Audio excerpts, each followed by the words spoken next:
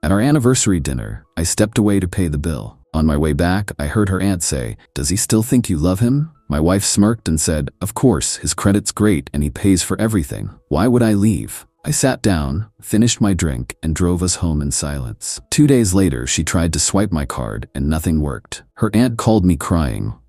"Before we start, I just want to say thank you for being here. It means the world. But take a look at this. Only 8% of people watching are subscribed. If you enjoy these stories and want to support more of them, just one click makes a huge difference." You ever have one of those moments where everything suddenly clicks? Like all these random puzzle pieces you've been staring at for years suddenly form a clear picture? That was me last week at Castello's, an overpriced Italian place my wife Sarah insisted on for our 5th anniversary. Let me back up. I'm 34, run my own construction company that's finally taking off after years of 80-hour weeks and financial stress.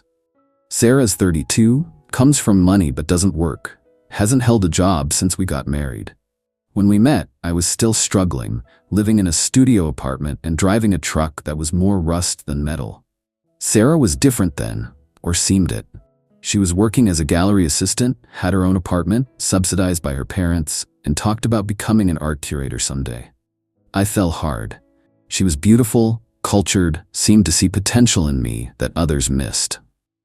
When she moved in with me 6 months later, her parents nearly had a collective stroke. Her dad actually asked if I could provide documentation of my income and credit score. Should have been a red flag, but I was so determined to prove myself worthy of her that I handed it all over without question. We got married a year later, small ceremony, because I was putting every spare dollar into growing my business. Sarah wasn't thrilled about that, but said she understood it was an investment in our future. After the wedding, things shifted. First, she quit her gallery job, said she wanted to focus on supporting my business aspirations. Sounds nice, except her version of support was mainly social networking with potential clients at country clubs her family belonged to. Then came the gradual lifestyle upgrades. "Babe, we need to move to a better neighborhood if you want to be taken seriously. These clients won't respect you in that suit. You need something tailored. We should join the Lake Club. That's where all the real deals happen." Each suggestion came with the same implied message. To succeed, I needed to spend more. And since my business was actually growing, I rationalized the expenses. Maybe she was right. Maybe the $200 client dinners and the lakefront rental were helping my image. The lines between business expenses and keeping my wife happy blurred completely. There were moments that nagged at me, like how Sarah's interest in my day directly correlated with whether I'd closed a big deal, or how she'd disappear for girls' trips when cash was tight but would become the doting wife when a project paid out, or how her aunt, Lisa, a sharp-tongued woman who'd married and divorced 3 wealthy men, always referred to me as Sarah's builder instead of my name. Still, I wasn't completely naive. About 2 years ago, I started keeping certain financial moves to myself. The business was doing well enough that I could divert some profits into separate investments without affecting our lifestyle. I told myself it was just smart planning, diversification, or whatever. Deep down, I was building a safety net. Back to Castello's. Our anniversary dinner was Sarah's pick, of course. I'd suggested something more meaningful, the pizza place where we had our first date. She shot that down immediately. "God, Jake, we can't celebrate at some dive. What would people think?" I didn't bother asking which people would be monitoring our anniversary dinner. The evening was pleasant enough.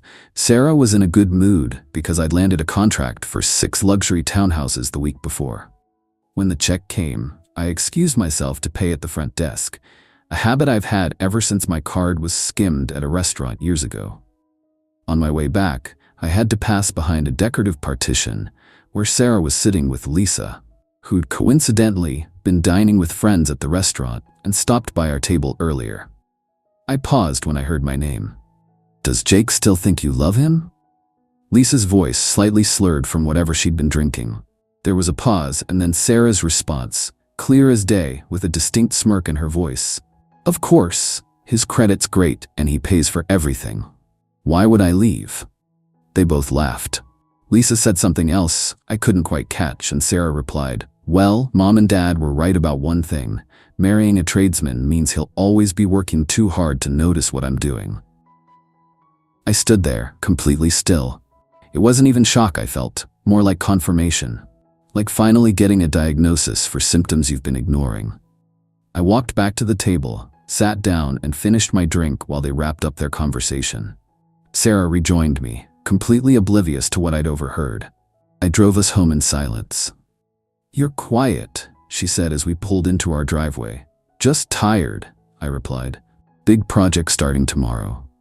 She nodded, instantly losing interest once she knew it wasn't about her. I didn't sleep that night. Instead, I made a plan. The next morning, I called my bank and credit card companies before Sarah woke up. I explained I needed to remove my wife as an authorized user due to suspected fraudulent activity. By noon, I'd contacted my lawyer, my accountant, and my business partner. By evening, I'd moved half our joint savings to my separate account and frozen the rest. Sarah didn't notice anything amiss that first day. She was busy with her usual routine: Pilates, lunch with friends, shopping. I went to work like normal. Kissed her goodbye, told her I loved her. It felt strange how easy it was to pretend. 2 days later, Sarah tried to pay for a spa day with her friends using my American Express. The card was declined. She tried another card. Same result. She called me, voice tight with controlled anger. "There's something wrong with the cards." That's strange," I said, sounding appropriately concerned. "I paid all the bills last week. What are you trying to buy?" "Just lunch," she lied. I was staring at the real-time notification from the spa for $900. "Can you call the bank?" "I'm in meetings all day, but I'll check tonight," I promised. "Use your own card for now." Silence on her end. We both knew she kept her personal credit card for emergencies only. It had a low limit because she had no income to support it. "Fine," she finally said and hung up. 3 hours later, my phone exploded with texts from Sarah demanding to know what was going on. She'd tried to access our joint checking account and discovered it was frozen. I didn't respond. I was legitimately in a meeting with clients. When I got out, I had 27 missed calls and a voicemail from my lawyer confirming he'd filed the preliminary divorce paperwork. I drove home, half expecting Sarah to be there waiting with fury and accusations. The house was empty. According to our doorbell camera, she'd left with 3 suitcases 2 hours earlier. Later, I learned she'd gone straight to her parents' house. The next morning, Lisa called me. I almost didn't answer, but curiosity won out. "Jake?" Her voice was thick, like she'd been crying. "What have you done?" "What did Sarah tell you?" I countered. "That you've lost your mind, frozen all the accounts, cut off her cards, some kind of male midlife crisis." Lisa's voice had the practiced outrage of someone accustomed to taking her niece's side. "Interesting interpretation," I said. "Did she happen to mention our anniversary dinner, your little chat at the table?" Silence, then a small shaky inhale. "You heard?" "Every word." "Jake, we were just talking. Women say things sometimes. It doesn't mean."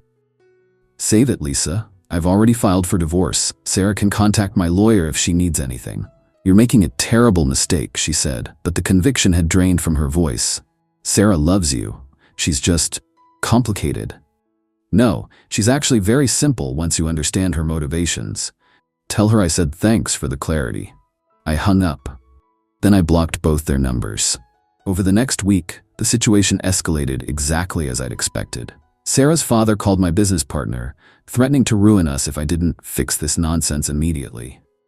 I received a letter from a divorce attorney known for being particularly aggressive with wealthy clients, demanding immediate restoration of Mrs. Harrison's standard of living.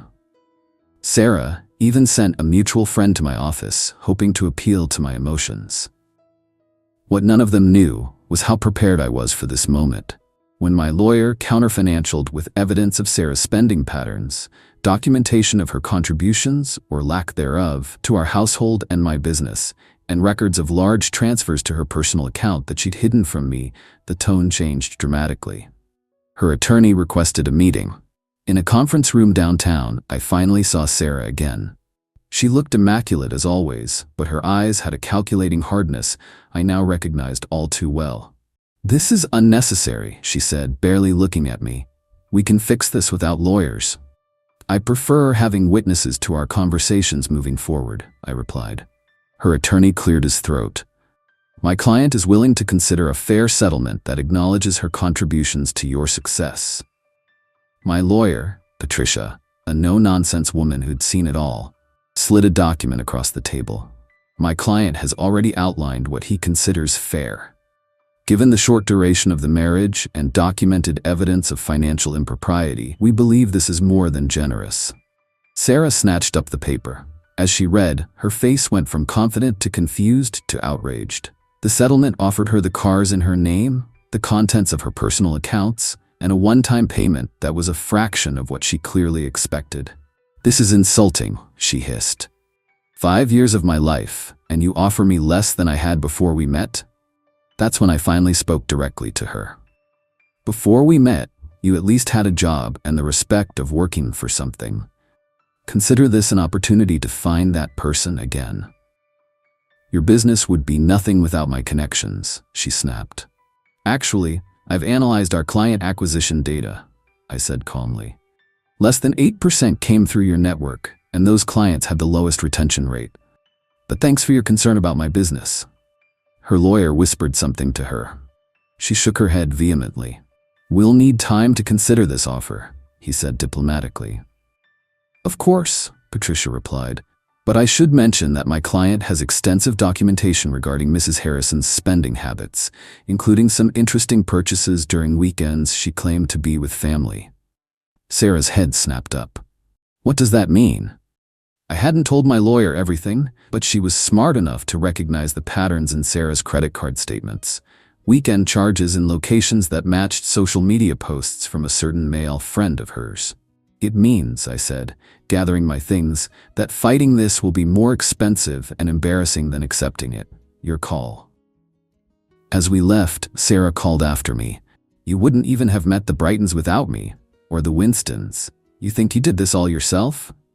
I turned back. You know what's funny?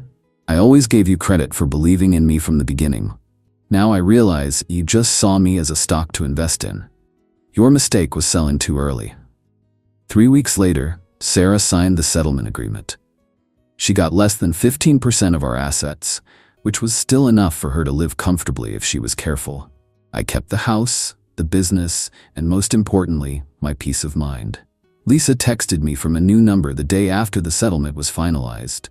You were smarter than the others. She miscalculated. I didn't need to ask what she meant by the others. Instead, I simply replied, no. Her biggest mistake was thinking money was all I cared about.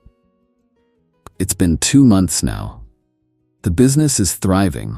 Turns out clients prefer working directly with me rather than through Sarah's networking. I've heard through mutual friends that she's living in her parents' guest house, telling anyone who'll listen that I had a breakdown and ruined a perfect marriage. Maybe in her mind, it was perfect. She got the lifestyle she wanted, and all it cost was pretending to love someone. But here's what Sarah never understood. I didn't build a successful business by being naive or sentimental. I built it by paying attention to details, by recognizing patterns, and by knowing when to cut my losses. I applied those same principles to our marriage. I just wish I'd done it sooner. Last week, I donated all of Sarah's remaining things to a women's shelter. As I was dropping off the last box, one of the volunteer coordinators asked if I'd consider being on their fundraising committee. They needed help planning a renovation for their facilities. We're getting coffee next week to discuss it. No fancy restaurant, just 2 people talking about something that matters. And for the first time in years, I'm looking forward to a conversation that has nothing to do with status, money, or keeping up appearances. Turns out, clarity is the most expensive thing I've ever paid for, and worth every penny.